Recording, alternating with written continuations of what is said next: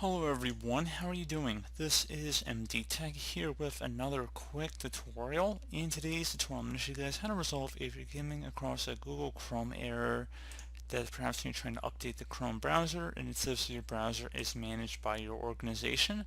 So it should hopefully be a fairly straightforward tutorial on how to go about resolving this problem, and we're going to go ahead and jump right into it.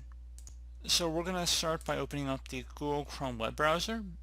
So the first thing you want to do is just go ahead and left click on the three-dotted vertical icon near the top right corner of the browser screen. So go left click on that and then select More Tools and then select Settings.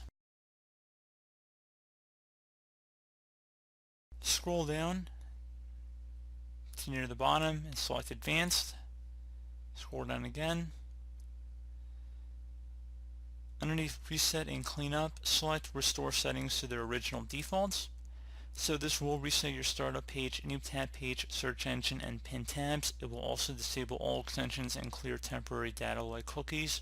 Your bookmarks, history, and safe passwords will not be cleared. Select Reset Settings.